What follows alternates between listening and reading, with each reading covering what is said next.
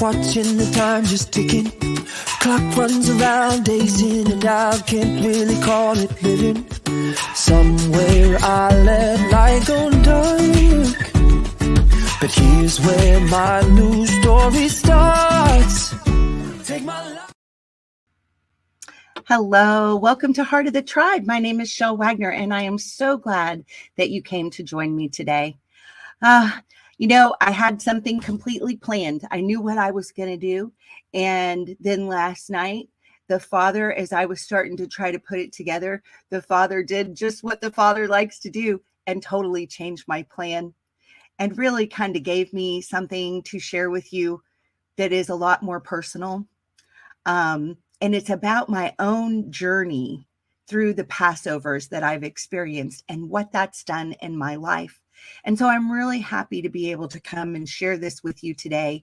You know, when I began this whole journey, I talked to my husband and I said, honey, I'm not really qualified as far as like certificates on the wall with anything. And he said, sweetheart, it's your journey that qualifies you. It's your walk. It's your journey with Mashiach that qualifies you. And that's all you have to give to people. So just go and be authentically you. And, that's what I'm going to give you today. And it just touches me just thinking about that. So I wanted to share with you, I've shared on this channel before that when I came to salvation, my initial salvation experience was after the death of my child. But what I didn't tell when I shared that was what kind of wrestling went on in my life after that point. Because I had lived in a very, very dark existence. And now here I've had this very traumatic event. And I've cried out to the Father and I've said, I've got to know who you are, or I know I'm never going to see my child again. So please teach me, please help me, right? So he did begin to help me. But I can tell you the darkness was not going to give me up easily. The demonic hold was not going to let me go without a fight. And so a real fight ensued. And for about 6 months, I would just go to this little Methodist church and I would just sit there and just cry. And I would try to read my Bible, but I had so many battles in my life. And I really had a hard time understanding who Mashiach was, who was Yahusha, who was Jesus, at that point. I just couldn't really wrap my brain around it. And so what happened is I ended up going to a treatment center and I had some wonderful, wise counselors, and it was a Christian treatment center. And I was there quite a while because I was in total mental anguish trying to come out of darkness and into light, right? And it was a real struggle for me. So while I was there, my counselor had basically talked till he was just about blue in the face, trying to explain the simplicity of the salvation message. And it was not sinking in. I just couldn't get it. I just couldn't understand. And so he said, listen, I've rented this movie for you. And I know you like to crochet. And so I want you to just sit here this weekend. It's a rainy weekend. I want you to just sit here this weekend and enjoy this movie in your free time. Well, the movie was Jesus of Nazareth. And so I watched with great interest until it got to the point of Yahusha on the cross and the two thieves beside him. And when I saw that, and I saw the guilt that this man felt, the fact that he understood that he deserved punishment, I related with it so much, because for me, the anguish that I was experiencing and why I couldn't wrap my head around it is because the night before my 2-month-old daughter died. Now she did die two days after her 2-month medical protocol. You guys know what I'm talking about. So, but I didn't have any understanding on that yet. And so, she died of SIDS and died suddenly. But the night before that she died, I had been playing quarters, and the guilt, that here's this new mom with a brand new baby and she had died, that the enemy used that on me for the longest time in my life with that sense of guiltiness. And when I saw that movie in that powerful scene, it it changed everything for me. And I had a fighting chance then. I could understand who my savior was. So I wanted to share something because at that time, music's always been a really big influence in my life. So I'm going to share a few things of music with you guys today. And I want to share this one first. And so this now, if you're sensitive to images, this music video, this portion that I'm going to share, the song is called "I Am a Thief" by Third Day, and I loved this. This was one of the first songs that I ended up falling in love with as a new believer. But the scenes are from the movie The Passion of Christ, and it is very explicit. So if you were extremely sensitive, please just listen and just shut your eyes until the music stops, because it is very explicit. So I do just want to give you that warning with this, okay?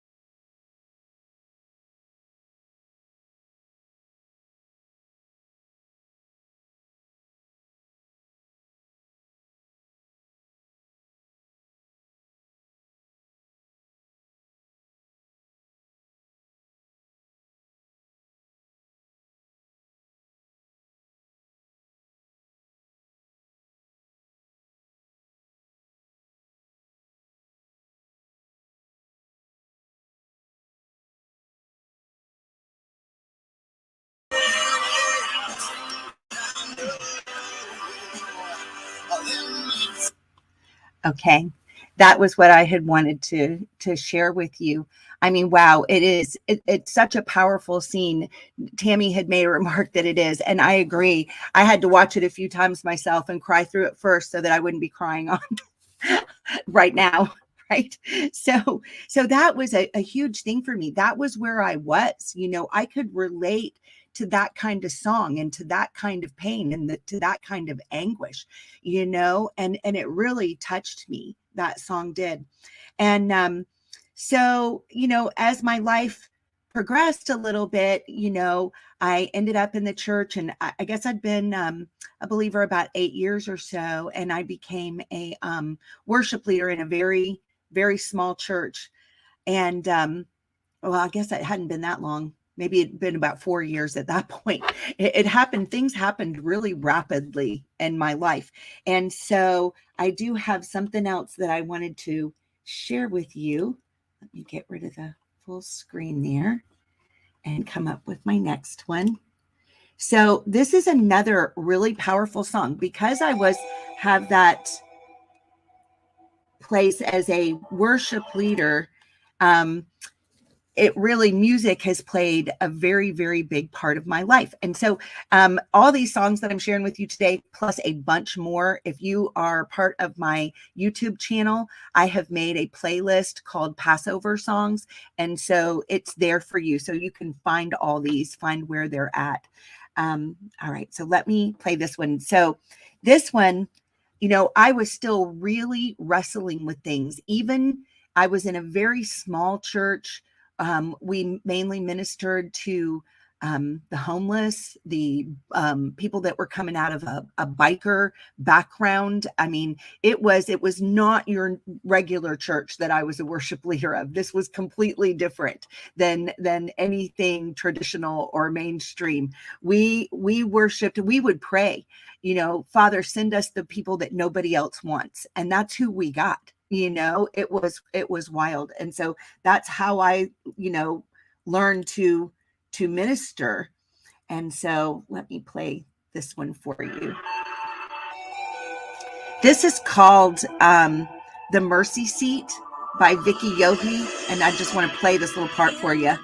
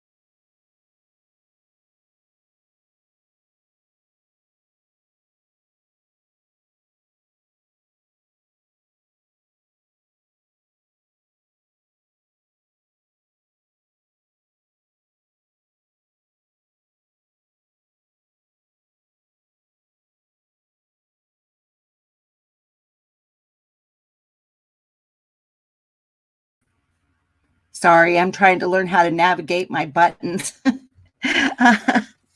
All right.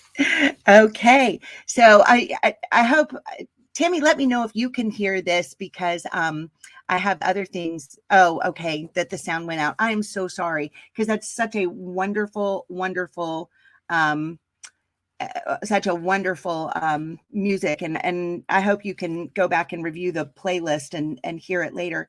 So as my life progressed, because this was all going on in the 90s, and about 2001 I got to the place where I was going to homeschool my daughter, and so I started homeschooling her, and we got to her second year of homeschool, and I had promised her that that year she could be the one who decides our Bible program.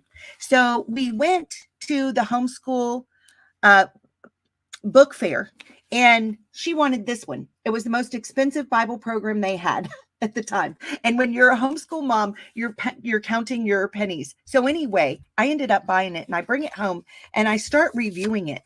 And it's got this story. Now, by this time, I am a pastor of fine arts in kind of a medium-sized church, not a mega church, but a medium-sized church. And I bring this home. So that means that I do all the Easter productions, all the Christmas productions. I work for the worship pastor, and we put on all these productions, right? So I bring this book home and I start trying to get our curriculum ready. And I read this. It's called A Holiday Parable. It says, once upon a time, there was a wonderful king that ruled a kingdom. The king was always doing fine and wonderful things for his people. The people desired in their hearts to worship and glorify the king and his wonderful deeds. So the king planned appointed times each year, special times for celebrations to tell the stories of his deeds to the people's children and to glorify the king. The king wrote the instructions of how to observe the celebrations in a book called the Book of Wisdom. For many years, the people enjoyed these celebrations. Each year, they would learn more about their king and feel closer to him. They realized the king's celebrations were not only to tell stories of the things the king had done for his people in the past, but also foreshadows of more fine things the king was planning to do for them in the future. There was another kingdom that did not worship the king. They worshipped objects such as statues, animals, trees, and the sun. In this other kingdom, the people practiced several different annual parties that glorified the people and the objects instead of the king. Each party had a different theme. In some, they dressed up like animals and other beings. In some, they decorated their homes and gave gifts to each other. Then a man from this other kingdom visited the king's kingdom, and told the people the annual parties were much more fun than the king's celebrations. Some of the people wanted to continue celebrating the ceremonies that worshiped the king. Other people wanted to replace the special celebrations with the new celebrations.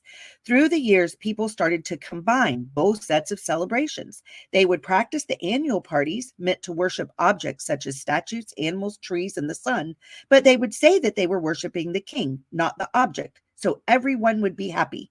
They changed the appointed times of the king's celebrations to new times that coincided with the annual parties. The people of both kingdoms were combining so many traditions that no one could tell that there were two kingdoms. The kingdoms blended into each other. This continued for many years until the most recent generations forgot the celebrations that the king planned that glorified the king and his wonderful deeds for the people. One day, a man was reading the Book of Wisdom, and he came across a little known chapter that told about the king's appointed times each year, special times for celebrations to tell the stories of his deeds to the people's children and to glorify the king. He was so excited. He went to tell the people about the wonderful celebrations. This made the people very angry. They felt that the man was condemning them for traditions that they had innocently done all their lives. They did not understand. The man was sad, but he decided to keep the king's celebrations in his own family. The man's family learned much about the king. In fact, each year, the man and his family grew closer and closer to the king because of the wonderful stories they learned about during the celebrations. The man and his family learned that the king had special secrets that revealed foreshadows of more fine things the king was planning to do for them. That man wanted so much to share these stories with others. Even though the man was continually rejected, he continued to tell about the king's celebrations. After a while, a few other families who had always felt uncomfortable about the annual parties they kept listened to the man. They read the chapter in the Book of Wisdom and also got excited. Soon many people returned to celebrating the king's appointed times, worshiping and telling stories about the king. This made the king very happy. You know, it that has been the story of my life. That's exactly what ended up happening. I read that, being a pastor, it was the job to do all these celebrations, right? And went, what am I going to do? This is going to cost me everything to do this. It's going to cost me all my friends. It's going to cost me my position in the church. I'm going to be sitting here by myself. And that, yes, that is exactly what happened for a time. Then, so I began to do this. I share it with my pastor. He does fire me, gives me what I call the left foot of fellowship. And I'm sitting at home going, okay, what now, Father? What do you want me to do now? And so I go try to visit a congregation. It was a very Orthodox Messianic congregation, Messianic Jewish congregation. Immediately I walked in and they handed me a hat to put over my head. They were not happy, that I was there. They asked me whether or not I actually had Jewish blood. They told me I didn't belong and that I wasn't really welcome there, that I probably needed to find somewhere else. And I'm like, okay, I'm trying, but they don't want me, so what am I going to do? So I stayed home a little bit longer. I ended up finding another congregation that was in my city, and they were wonderful, open, friendly, and loving. The only problem was they were all Hispanic. So I was with them for a good 6 months, and every service that I went to was in Spanish and Hebrew, and I didn't understand either one of those things. So I'm just kind of sitting there going, okay, Father, I'm trying to be obedient. But boy, this is not easy. But at least I was with wonderful, loving people. And what they did teach me how to do was circle dance. And that was a wonderful thing. So I did get the blessing of that. Now, I've included some of those songs, some early songs on this playlist, but I can already tell I'm going to run out of time for everything I want to share. So I'm not going to play those right now. I'm going to kind of move on in the story. And so, that was my experience. So then in 2006, 2009, by this time the Father has given me a download on what I call the heart of the tribe, which is what my ministry name ends up coming from. And he showed me out of Genesis 49, how important it was, the blessing that was for each tribe, and that it was going to be very important in the days to come to understand these things. So I really began to pour my heart into that. And because I'm very creative, I ended up, making all these banners, and I had a huge flag ministry. At that time, my ministry name was not Heart of the Tribe. It was Winds of Worship, because I made all the big banners, and you can see like some of my leftover silk flags even behind me in my background here. And so I had these big 9-foot flags, and I got invited to a lot of big conferences and stuff because they loved all the pageantry that I knew how to do. And I knew how to make huge banners, And so I would get invited places, and I did that. And I was in the middle of doing one. And because when you are very expressive in your worship, if someone has a religious spirit, they are not going to like you. And this happened to me, and I got publicly humiliated. Now, I had been invited by the congregational leader, by the man who was putting on this entire Sukkot celebration. I had been invited, and I had been asked to do what I was doing by him, by the leadership, and I was working in concert with the worship leader. But the congregational leader had to leave the Sukkot celebration that day. He was an elderly gentleman. He had a medical appointment he could not miss, and he left the premises, and he appointed someone else to be in charge. Well, this person, his wife, was the leader of the congregational dance. And I knew from the minute that I got there that she did not like me and did not like what I was doing. And so he took that opportunity. It looked like an episode of The Gong Show, So I was in the middle. I'm worshiping with the flags. The worship music's going. We've got 200 and something people there. And in the middle of it, I feel myself get jerked off my feet and jerked off the floor by this 6-foot something man.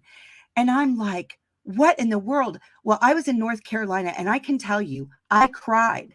I ended up leaving, and and because we were already scheduled to leave. But I cried from North Carolina to Florida. It devastated me. It hurt so bad. And I entered, I mean, Satan used that in my life to plunge me into a state of despair that lasted for years. I mean, years. It was so hard for me to come back up out of that. And this is as I am a minister, as I am doing all this stuff, right? Satan knows our weak spots and he will use them against us. And he did that in my life. And it was very, very difficult. So after I had been wrestling for years with that, and I'd given up all ministry. I wasn't doing anything in ministry anymore. I mean, I called it like a real dark night of the soul. And then in 2010, I met and married my husband. We met, we had our first date. 6 weeks later, he proposed. 6 weeks later, we were married. I mean, it was done. And he is the love of my life. And, but so then I had a few years with his love and his encouragement to begin to come back out of that and begin for that heart of ministry to begin to reawaken within me. And that was a wonderful thing. But then I got another test. In 2014, I got extremely ill. Now, we'd only been married 4 years. And so, I had given up ministry and become a fitness instructor. So I was extremely in good shape. And all my pride then was coming from, the wonderful shape that my body was in. And so then I get struck with illness, bad illness. And, I am still, I probably won't in this life totally ever get over the ramifications of that.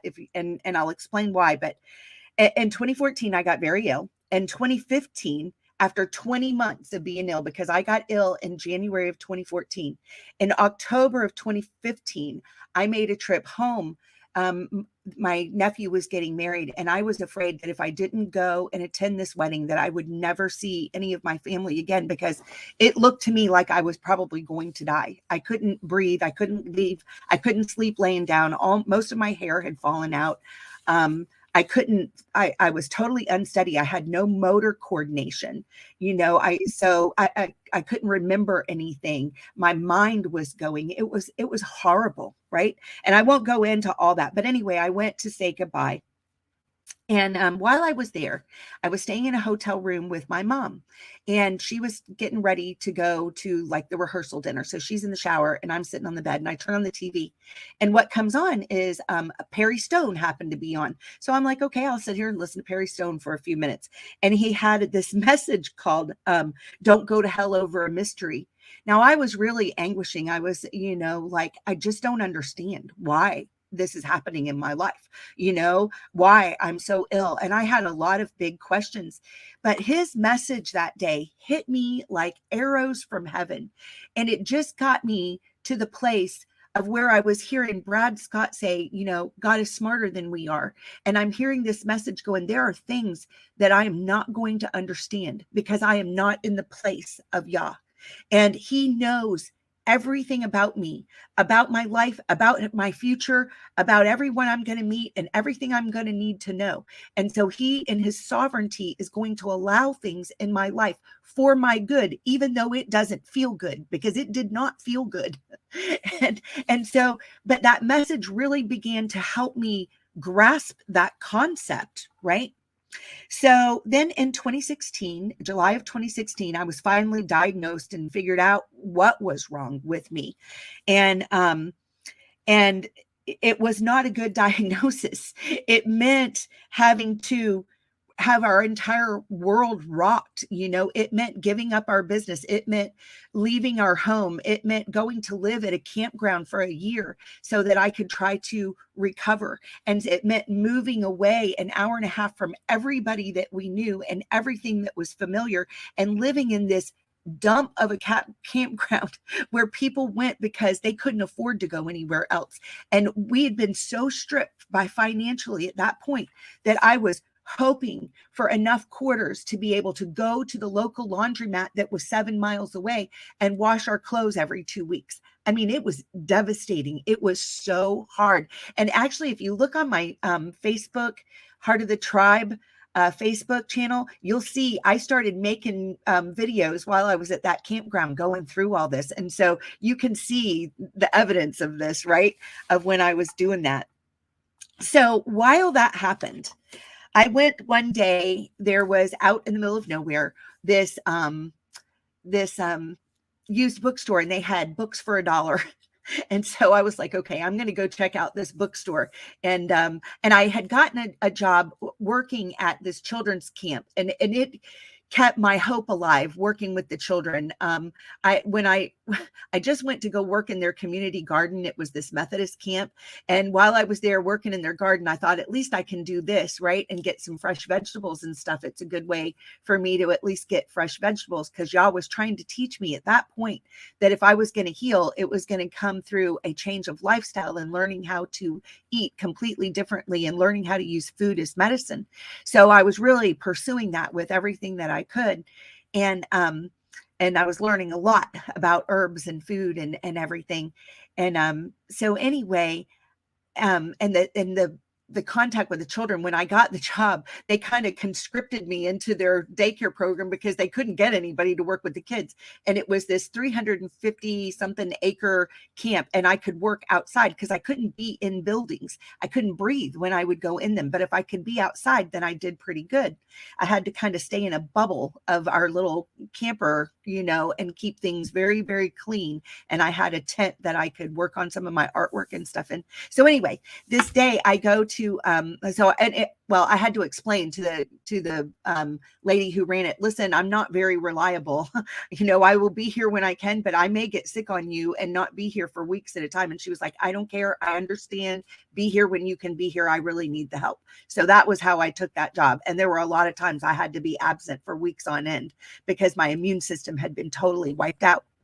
But I was starting to recover. And so I go to the bookstore that day and I found this book. Now, when I had been, it's called When God Weeps by Joni Eareckson Tada and Steve Estes. When I had been 11 years old, getting ready to turn 12, I had broken my back, and I had had to spend that summer in a cast from right underneath my armpit down to one side all the way to the knee, but cut off on the hip on the other side. And someone had given me a book by Joni Eareckson Tada when I was that age that had really ministered to me, because she had broken her neck and she was a paraplegic. And so I already loved her. So when I saw this book, and it's all about, it says on the subtitle, Why Our Sufferings Matter to the Almighty. And I couldn't understand why I was suffering at that point. It made no sense to me, right? And so I want to read you something out of this book. This is in the chapter, and I would recommend getting this book. If you have had some kind of suffering and you're having to wrestle with it, this book has been invaluable to me. Okay, so in this book, out of the chapter called Cry of the Soul, it starts here. She's got a quote from Psalm 77, verses 7-9. It says, will the Lord reject forever? Will he never show his favor again? Has his unfailing love vanished forever? Has his promise failed for all time? Has God forgotten to be merciful? Has he in anger withheld his compassion? 7 rapid-fire questions packed with explosive power. The psalmist's despair turns godly when it turns Godward. Something awesome has to happen when we choose the direct line to the Lord. The irony of questioning God is that it honors him. It turns our heart away from ungodly despair toward a passionate desire to comprehend him. The psalmist's questions serve as a reality check, exposing the fantasy of a blissful world. Questions that cut to the core, destroy any illusion that the world can ever really keep its promises.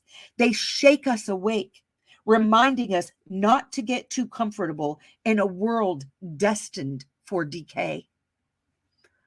Wow. Because that's it. This world is destined for decay. All right, I was looking to see if there was anything else I wanted to. Okay, so despair turned Godward. I'm going to skip forward a little bit. It says, this does not mean our questions get answers. And it certainly doesn't mean that cancer gets cured, that wars cease, and drunk drivers stay at home. Most likely, our hard questions will never get answered, which results in suffering multiplied by two. Our hardship doesn't go away. Plus, we don't have a clue as to why. But remember, reasons why don't ultimately satisfy anyway, right? They don't satisfy. That's not what it is. Nothing grips. I'm just reading you some quotes out of this. Nothing grips God's heart like the tortured cry of one of his children. Deep, passionate emotions force us to face questions we would rather ignore. For many of us, this is precisely why it is easier not to feel, to blanket our emotions with everything from distraction to drugs. But when we fail to feel, we are left barren and distant from God as well as others. We don't prefer hopelessness, yet the alternative, anger, seems so destructive. What do we do with our anger? Do we call it wrong, turn from it, squelch it? No, we do much more. Emotions are the language of the soul. They are the cry that gives the heart a voice. To understand our deepest passions and convictions, we must learn to listen to the cry of the soul. The book of Psalms gives us the grammar and syntax, teaching us how to wrestle, inviting us to question and vent anger in such a way as to move up and out of despair. I have certainly found that to be very true in my life. It is what gives us the right words. You know, I I had to cry out from the depth of my soul because I was in that position to where I was either going to fall into despair and renounce and ignore and walk away. And I'd already been through that. I'd already been through a dark night of the soul where I tried that and it didn't get me very far. And I knew I didn't want to go back there in my faith. So I was going to have to give up and go back there, which I wasn't willing to do, or I was going to have to pour out from my heart every single thing of despair and trust that Yah's shoulders were big enough to handle my questions, even if he wasn't going to answer them. And I had to wrestle with it until my soul got quiet before him and was willing to accept his answer of sometimes no, wait, or just silence, you know? And I had to get to a place where I was okay with that. So this is, you know, when we do that, we end up coming to a place. It's called working out your salvation with fear and trembling. So I'm going to try to be really brave. There was another song I wanted to share with you, and I want to share this in my way and be brave about doing it, because when all the wonderful YouTube videos go away, there's certain things that I want to be able to do with no technology. And this is one of them. I learned while I was in that trailer and while working these things out and in the subsequent years to learn to sing to him, you know, and to learn to quiet my soul. And this is one of the things, and I learned a great appreciation for some of the old hymns that are very simple to sing, you know. And so this one's called "'Tis So Sweet to Trust in Jesus," but I kind of changed the words to fit my faith. Okay. 'Tis so sweet to trust in Yahusha, just to take him at his word, just to rest upon his promise, just to knoweth, thus saith Yahweh, Yahusha, Yahusha, how I trust you, how I've proved you o'er and o'er. Yahusha, Yahusha, precious Yahusha. Oh, for grace to trust you more. I'm so glad I learned to trust you, precious Yahusha, my Savior, my friend. And I know that you are with me and will be with me to the end. All right. Thank you for putting up with my singing. All right. So, it's the pain and the suffering of living in this fallen world is what moved Yah to come in the flesh, to suffer in the flesh, to take the punishment for our sins so that we might find rest, a Sabbath rest that remains for the children of Yah. Shabbat and the feast of Yahweh is the sign of a covenantal relationship between us and Yahweh. Okay, we can see this out of Exodus 31. I'm starting in verse 12. It says, And Yahweh spoke unto Moshe, saying, Speak also unto the children of Yasharel, saying, Truly my Shabbats ye shall guard, for it is a sign between me and you throughout your generations, that ye may know that I am Yahweh, Makish Dishkim. I'm reading out of the Sefer, and sometimes the Hebrew's still a challenge for me. All right. You shall guard the Shabbat, therefore, for it is holy unto you. Everyone that defiles it shall surely be put to death. Now, does that mean that those that are not are dying some immediate death? No, this is speaking about life to come, right? Shabbat and the feast days. Exactly. This is exactly what this is. Okay. So you shall guard the Shabbat, therefore, for it is holy unto you. Everyone that defiles it shall surely be put to death. For whosoever does any work therein, that soul shall be cut off from among his people. 6 days may work be done, but in the seventh is the Shabbat of rest, holy to Yahweh. Whoever does any work in the Shabbat, he shall surely be put to death. Okay, so this is the covenantal sign. Okay, the covenantal sign.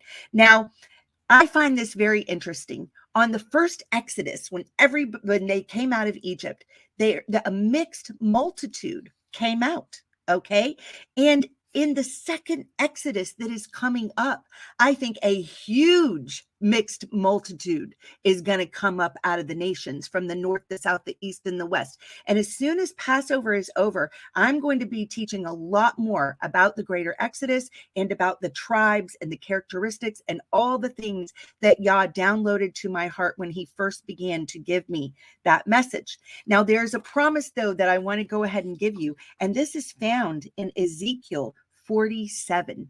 Okay, this is about the millennial kingdom. Now, listen to this, because this is for those that maybe are not natural born, but have chosen, just like Ruth, the Moabitess, to say, I want your God, Naomi, the God of Abraham, Isaac, and Jacob, to be my God, and I'm going to follow you, and your ways will be my ways. I'm going to honor your feast, your Shabbats. Okay, that's what she was saying.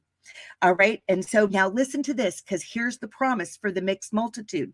It's in Ezekiel 47, starting in 21.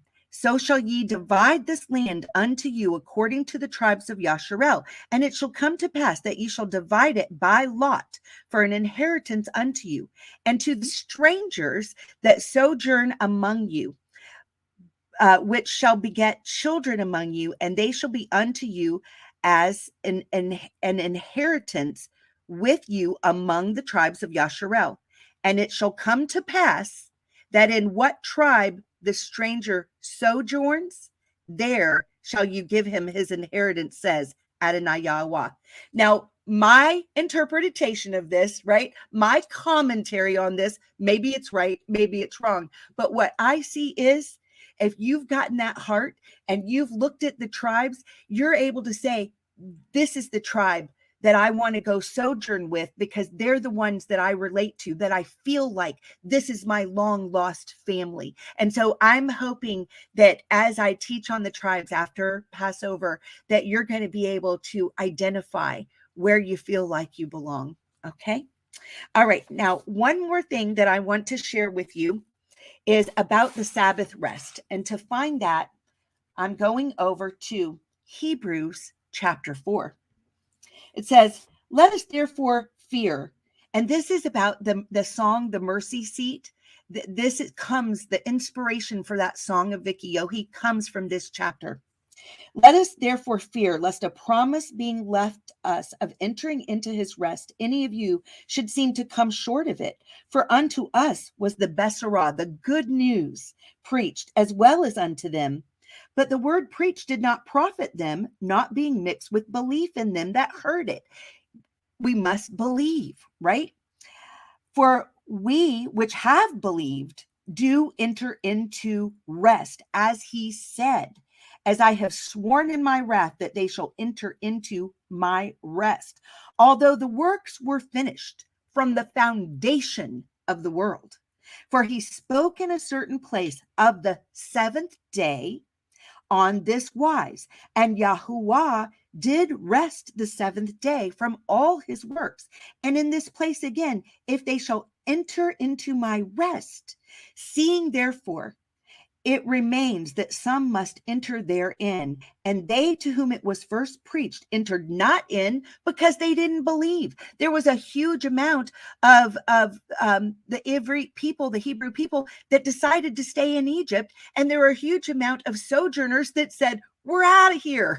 It's about our heart. It's about belief, right? Okay.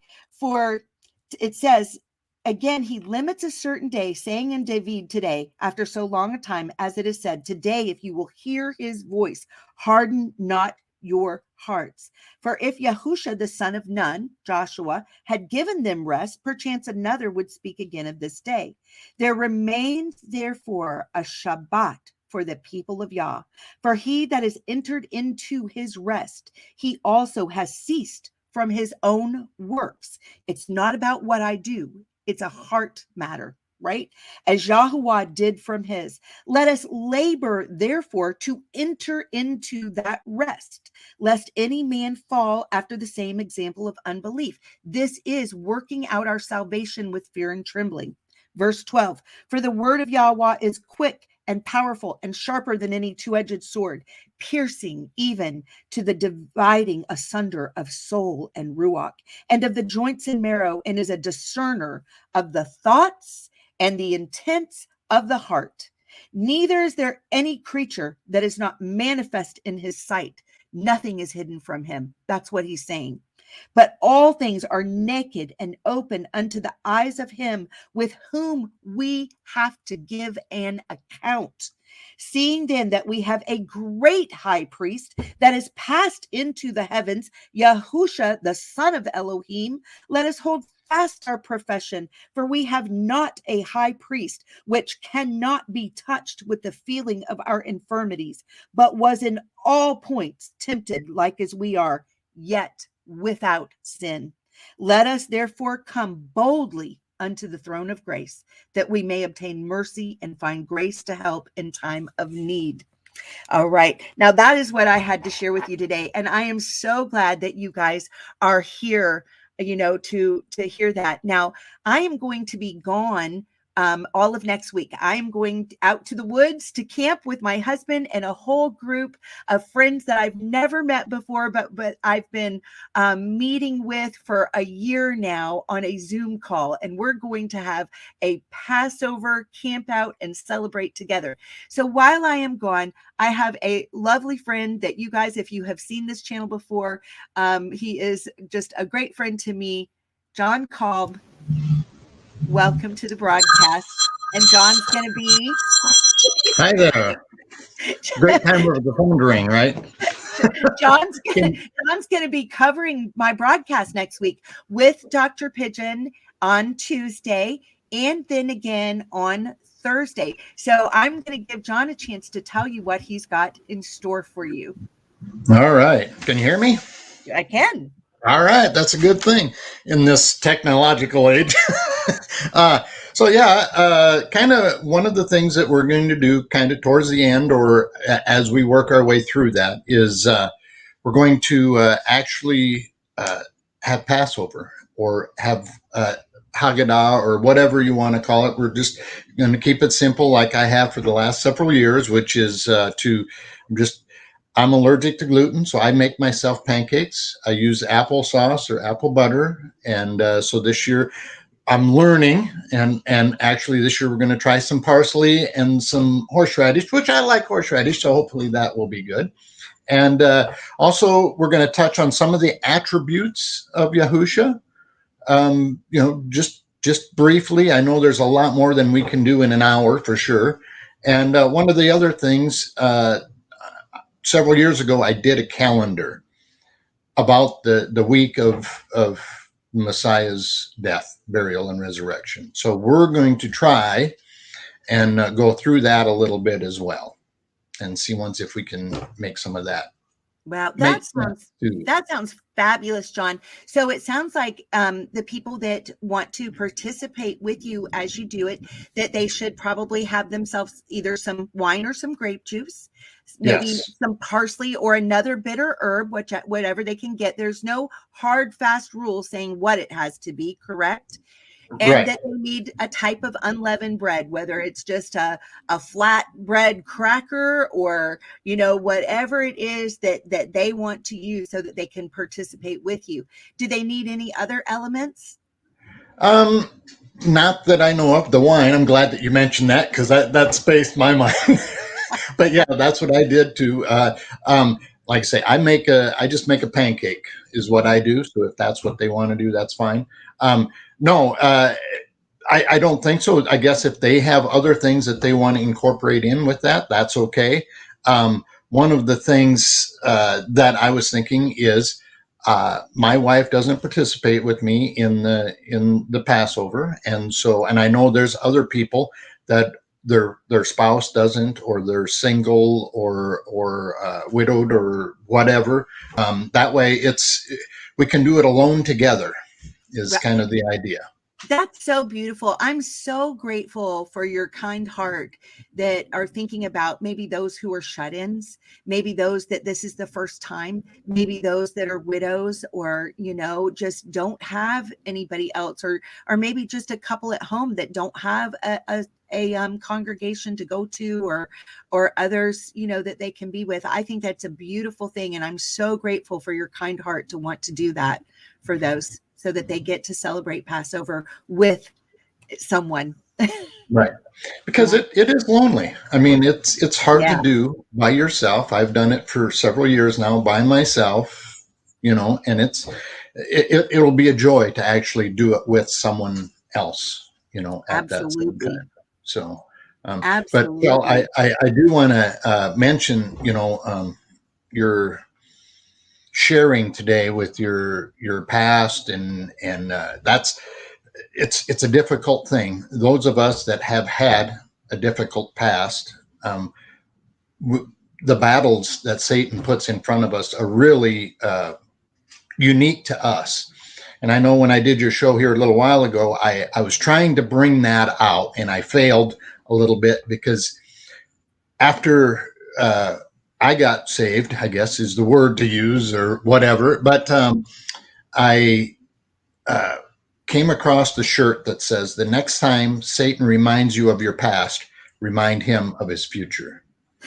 That's such a great saying. Yeah, it is. And I mean, I held on to that. I wore that shirt all the time, and then I wore it for every day all the time, and then there was holes in it. And I wore that shirt anyway, because it was a very important thing for me, because I have a past. I can't change it. I can't go back 40 years or 30 years and change any of my past. But we can today start over and look to the future. When that wrestling is going on in your mind, I mean, it is so hard. And I love that you brought that up, because that was a tool in my toolbox that I used to end up fighting that. And I learned to just say out loud, because I knew that I had repented. But Satan loves to throw that stuff right back in your face and bring it up. And, because shame is a huge tool of the enemy. If he can get you to live underneath a cloud of shame, he will stop what you might use your energy to do for the kingdom of Yah. He will get you to use that energy living underneath a shroud of shame and feeling like I'm not worthy. I don't really have anything to give. Gosh, if people really knew who I was, they wouldn't even want to be around me. Exactly. And he'll use that against you. So I had gotten to a point when I was fighting this through that I would literally say, when those things would flash before my mind and those memories would come, I would stop and I would say, you know what, Satan, I am so glad you reminded me of that today. And it's reminding me to raise my hands and praise my God that he has forgiven me even of that. And I would name out what it was. That particular, that he's so powerful that his blood has cleansed me of that sin too. Exactly. He cleanses us from all unrighteousness, not just a little bit, not just part of it, not just what we thought of, but all of it. And that is a very important aspect that, and it's hard because Satan wants to drive a wedge between us and our Creator, between us and our Savior. He wants that wedge in there, and it's so hard for us, as without the Spirit, without the Ruach, to break through that. It really is. It really is. But he will lead us and guide us and teach us in all things. And if we're brave enough to just come to him, even and say, I don't understand this. This hurts, and just be honest about our emotions. He is faithful. He's big enough to handle the worst of our emotions, and nothing is hidden from him. It's all naked and open. He knows what you're thinking and how you're feeling anyway. You may as well just talk to him about it. Exactly. I know after my son, we lost my son in 2005, and I wrestled with that for a while, and many people told me you can't blame God, and I wasn't blaming God, but I'd prayed all of my children into his hands, and when I wrestled through that, and him and I had this debate out, so that it was that burden was no longer on my shoulders. I didn't harbor any ill feeling towards my God, and that was all gone. And I had people tell me, you cannot go. Oops, sorry, don't pound the table. You can't go and tell God, you can't tell your Creator that. You have to be humble. I can be humble now because I did approach him with my anger, with my frustration, with my tears, with my pain. He felt that then. That is so powerful. Yeah, exactly. Exactly. Well, we have run out of time for today. So thank you so much for being with me today. Thank you, John, for coming on and sharing. And thank you ahead of time for what you're doing next week. It's going to be exciting to get to see you later with Dr. Pigeon and that show for Living Through Interesting Times. And I can't wait to see both shows when I come back out of the woods. All right. Thanks, Chelle. Thank you. Bye-bye. Have a wonderful Passover, you guys.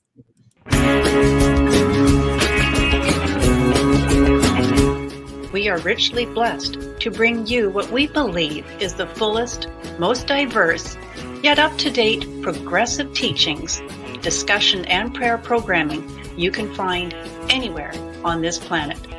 Be sure to take the tour of the MessianicLambRadio.com website. I'm Susan Hoogie, thanking you for joining us on the Messianic Lamb Video Network.